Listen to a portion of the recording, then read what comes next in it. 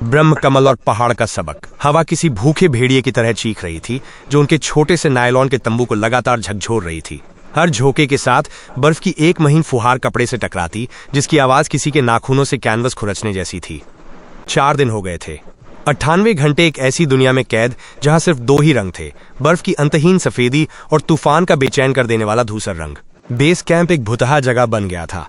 बाकी सारे तंबू खाली थे या बर्फ में दब चुके थे। वे अकेले थे। अंदर रोहन अपने घुटनों को छाती से लगाए बैठा था। उसकी आंखों के सामने उसका महंगा वाटरप्रूफ टैबलेट था, जिस पर नंदा देवी की चढ़ाई की योजना खुली हुई थी। हर दिन हर घंटे का हिसाब था। कहाँ रुकना है, कितना चढ़ना है, कब आराम करना है, माइनस सब कुछ सटीकता से लिखा हुआ था। ये सिर्फ एक योजना नहीं थी, ये उसकी जिंदगी का सार था। वो सिलिकॉन वैली की दुनिया से आया था, जहां समय पैसा था और दक्षता ही ईश्वर। उसकी कंपनी ने सिर्फ 5 सालों में बाजार में तहलका मचा दिया था, और इसका श्रेय उसकी इसी सटीकता और नियंत्रण की आदत को जाता था। वो पहाड़ों पर भी यही फलसफा लागू करना चाहता था, लेकिन पहाड़ उसकी स्प्रेडशीट की परवाह नहीं करते थे। ये समय की बर्बादी है, वो चौथी बार बुदबुदाया। उसकी आवाज तंबू की घुटन भरी खामोशी में खो गई। 4 दिन, हमारा एक एक घंटा कीमती है। अब तक हमें कैंप 2 पे होना चाहिए था। मेरा पूरा शेड्यूल, पूरी योजना, सब बर्बाद हो गया है। उसने गुस्से में टैबलेट बंद कर दिया। उसके सामने पुराना पहाड़ी गाइड अनन पालथी मारे बिल्कुल शांत बैठा था। उसकी आंखें बंद थीं, जैसे वो ध्यान में हो। उसके चेहरे पर पड़ी झुर्रियां किसी पुराने नक्शे की लकीरों जैसी थीं, जिनमें इन पहाड़ों के दशकों के राज छिपे थे। उसने 40 साल तक इन पहाड़ों में पर्वतारोहियों का मार्गदर्शन किया था, और उसका चेहरा हवा, धूप और गहरे धैर्य की एक जीती जागती कहानी था। उसने अपने अनुभवी हाथों में स्टील का एक गर्म कप पकड़ रखा था, जिसकी भाप उसके शांत चेहरे को छूकर हवा में घुल रही थी। अनन ने धीरे से अपनी आंखें खोलीं। उसकी निगाहें निर्मल थीं, जैसे किसी गहरी झील का पानी। पहाड़ तुम्हारी समय सारणी के हिसाब से नहीं चलता रोहन, अनन ने कहा। उसकी आवाज दूर की गरज की तरह गहरी और साफ थी। हम उसके हिसाब से चलते हैं, रोहन का सब्र जवाब दे गया। लेकिन हम कुछ नहीं कर रहे हैं, सिर्फ बैठे हैं, उसने लगभग चीखते हुए कहा। मैंने इसके लिए 1 साल तक प्रशिक्षण लिया है। हर सुबह 4 बजे उठकर मीलों दौड़ा हूँ, अपनी मांसपेशियों को दर्द की हद तक खींचा है। मैंने लाखों रुपए खर्च किए हैं, अपनी कंपनी को भगवान भरोसे छोड़ा है, सिर्फ यहाँ इस बर्फीले नरक में बैठकर चाय पीने के लिए। ये तो ऐसा लगता है जैसे लड़ाई शुरू होने से पहले ही हार मान ली हो। अनन ने अपनी चाय की एक धीमी घूंट ली। उसकी आंखें एक पल के लिए भी रोहन पर से नहीं हटी।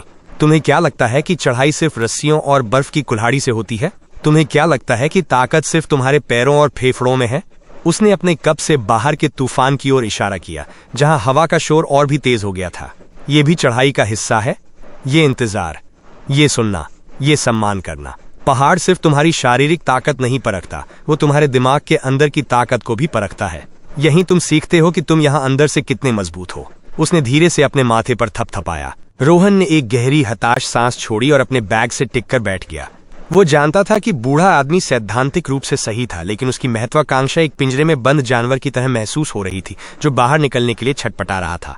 वो शिखर को एक लक्ष्य के रूप में देखता था, जिसे जीतना था, एक काम जिसे पूरा करना था, ताकि वो दुनिया को बता सके कि उसने दुनिया की सबसे मुश्किल चोटियों में से एक पर फतह हासिल की है।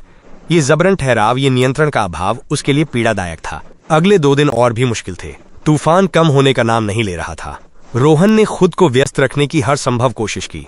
उसने अपनी रस्सी के हर इंच की जांच की, अपने जूतों के फीते बार बार बांधे, अपने स्लीपिंग बैग को खोला और फिर से तय किया। वो तंबू के छोटे से दायरे में ही पुशअप्स और क्रंचेस करने लगा।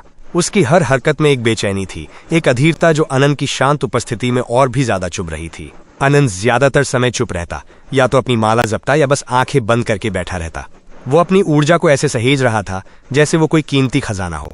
कभी कभी वो रोहन को कहानियां सुनाता, उन पर्वतारोहियों की जिन्होंने घमंड किया और पहाड़ ने उन्हें कभी वापस नहीं आने दिया, या उन लोगों की जिन्होंने विनम्रता दिखाई और पहाड़ ने उनके लिए रास्ता बना दिया। 6ठे दिन की सुबह रोहन की हिम्मत जवाब दे गई। रात भर वो सो नहीं सका था। हवा की आवाज उसे अपने खिलाफ एक साजिश लग रही थी।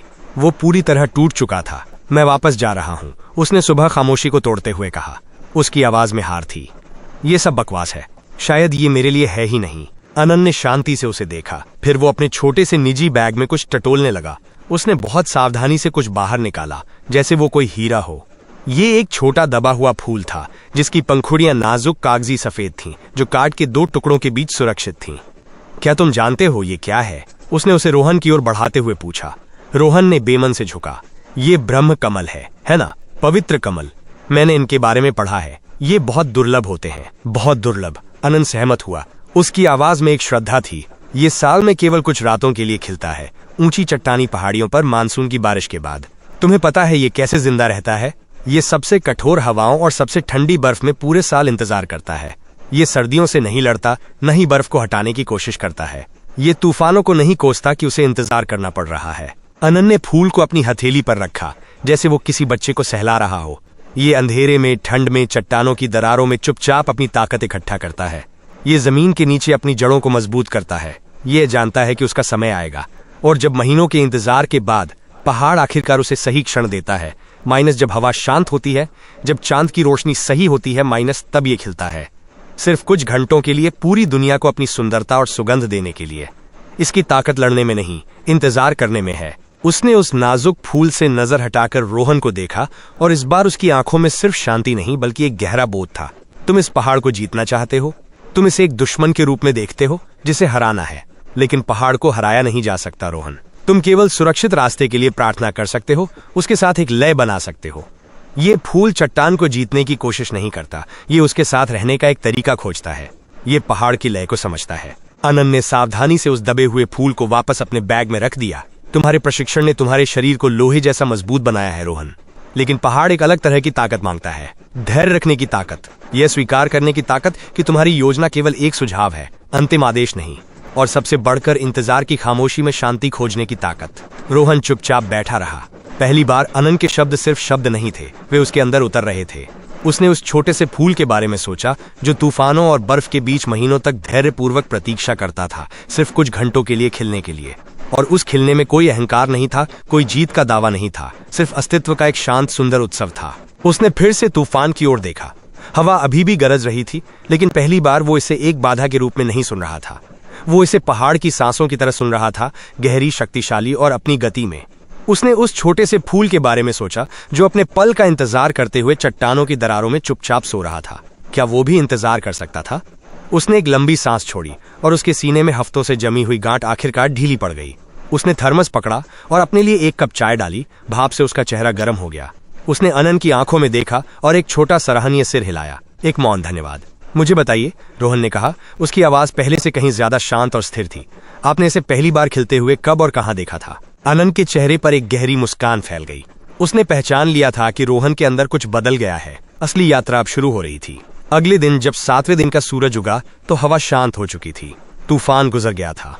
जब उन्होंने तंबू का दरवाजा खोला तो सामने का दृश्य स्वर्ग जैसा था।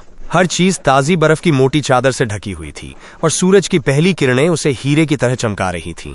आकाश एक गहरे साफ नीले रंग का था, और सामने नंदा देवी की चोटी ऐसे खड़ी थी जैसे उसे अभी अभी चांदी से मढ़ा गया हो, माइनस राजसी, शांत और आमंत्रित। रोहन ने एक पल के लिए अपनी योजना या शेड्यूल के बारे में नहीं सोचा। वो बस उस सुंदरता को देखता रहा, उसे अपनी सांसों में महसूस करता रहा। उसने सीखा था कि इंतजार व्यर्थ नहीं था, ये तैयारी थी। ये खुद को पहाड़ की लय के साथ एक सुर में लाने का तरीका था। शिखर अभी भी बहुत दूर था, एक कठिन चुनौती। लेकिन उस छोटे हवा से हिलते तंबू में बिताए 7 दिनों में रोहन ने शरीर की चढ़ाई से पहले मन की चढ़ाई पूरी कर ली थी। असली चढ़ाई तो अब शुरू हुई थी।